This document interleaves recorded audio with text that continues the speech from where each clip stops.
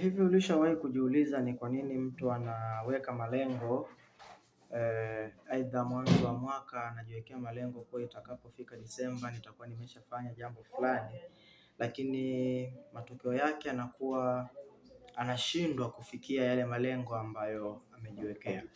Sasa hii imekuwa ni changamoto kwa watu walio wengi. Mtu anakuwa tayari amejiwekea malengo kuwa kwa wakati fulani na tamani nifanye jambo fulani, lakini mpaka ule wakati unapofika anajikuta hajafanya jambo lolote. Hii imekuwa ni changamoto kubwa. Leo nataka tuangazie mambo ambayo yanapelekea mtu kushindwa kufika katika malengo ambayo amejiwekea. Jambo la kwanza ni kukosekana kwa mifumo. Inawezekana huna mifumo madhubuti ambayo umeiweka kwa ajili ya malengo ambayo umeweka. Kumbuka kuwa kuna aina mbili za malengo. Aina ya kwanza ya malengo ni malengo ya muda mrefu, ambayo hii inaweza ikachukua miaka 5, miaka 10, na aina ya pili ni aina ya malengo ya muda mfupi.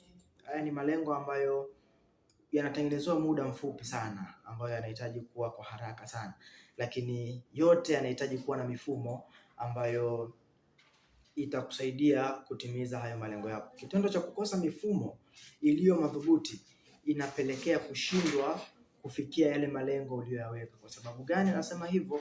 Kila kitu kinaenda katika mifumo. Kila kitu ambacho unakiona sasa hivi kimeleta matokeo kilitengenezewa mfumo ambao ulipelekea leo yakatokea matokeo ambayo yamekuwa ni matokeo chanya, na yamekuwa ni matokeo ambayo yenye kuonekana ni mema na yenye kutukuka katika jamii na machoni pa watu pia. Jambo la pili ni tabia zako. Inawezekana hujabadilika tabia. Inawezekana mwaka jana ulifeli, lakini mwaka huu umeweka malengo, lakini tabia za mwaka jana na tabia za mwaka huu ni zile zile. Tabia zilizokufanya ukafeli mwaka jana bado ni zile zile unaendelea nazo katika mwaka huu. Kwa hiyo usitegemee kupiga hatua, usitegemee kufanikiwa, bado still utaendelea kuwa pale pale katika kukwama, pale pale katika kufeli. Mwisho wa mwaka utakapofika, mwisho wa muda ambao ulijiwekea katika malengo yako kutimia, ukiangalia unajikuta bado hujafanya kitu. Kwa sababu gani? Kwa sababu hujabadilika kitabia. Lazima unapokuwa na malengo ubadilishe mfumo wako wa akili, tabia zako zibadilike ziendane na malengo ambayo sasa hivi yanaenenda katika mifumo uliyojiwekea na katika malengo yako. Jambo la tatu ni malengo yasiyo na msingi madhubuti. Msingi ni jambo la muhimu sana katika malengo. Ni lazima uweke misingi ambayo itakusaidia wewe kufikia malengo yako, bila kujali ni malengo ya muda mrefu ama ni malengo ya muda mfupi. Katika hayo malengo ya muda mrefu na malengo ya muda mfupi, unatakiwa uwe na hiyo hali ya kujitengenezea misingi madhubuti na misingi iliyo imara ambayo itakusaidia kufikisha katika malengo yako uliyojiwekea. Mazoea mabaya. Ulishazoea kufanya jambo katika hali ya kawaida sana bila kuchukua hatua zilizo nzuri. Wewe ni mfanyabiashara, unafanya biashara yako kwa mazoea, unafanya biashara yako kawaida sana. Kumbe wenzako walishabadilisha namna ya ufanyaji wa biashara, wanatumia namna bora na inapelekea wao kupiga hatua katika biashara. Sasa kitendo cha kufanya jambo kwa mazoea katika mazingira yoyote ile, usitegemee kupata mafanikio na usitegemee kupiga hatua. Itakuchukua muda sana kufanikiwa, na wakati mwingine itakuwa ni kama story tu ya kufanikiwa.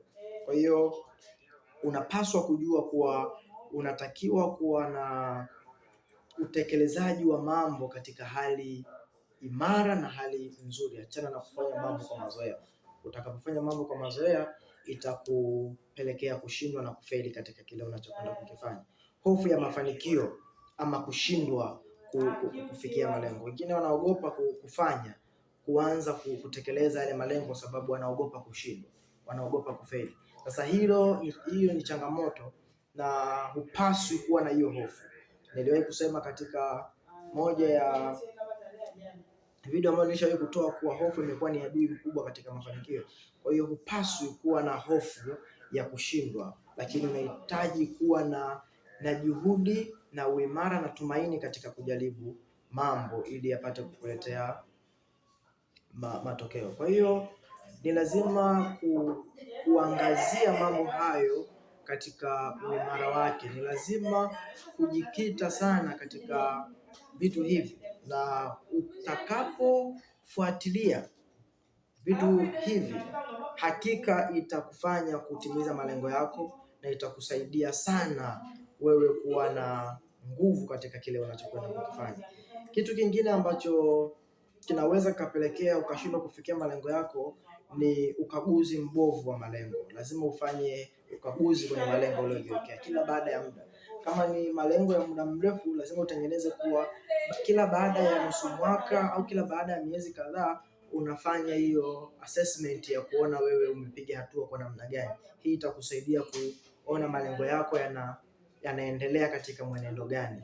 Lakini usipokuwa na hiyo hali ya kufanya ukaguzi kwenye malengo yako, bado itakuwa ni changamoto na bado itapelekea wewe kushindwa kufikia malengo yako. Kwa hiyo ili kutimiza malengo yako, ili kutimiza ndoto zako ulizojiwekea, ni lazima uhakikishe vitu hivi ambavyo nimekwenda kuviainisha vinakwenda kufanyiwa kazi madhubuti. Ni lazima uwe na misingi, ni lazima uwe na mifumo imara, ni lazima uwe na ukaguzi mzuri, lazima uache kufanya mambo kwa mazoea. Hii itakusaidia sana wewe kupiga hatua na itakusaidia wewe kila wakati kutimiza malengo yako. Kwa hiyo ni vema sana na ni jambo la msingi sana kuendelea kuishi katika mifumo hiyo na kuendelea katika mambo ya namna hiyo ili kutimiza malengo yako.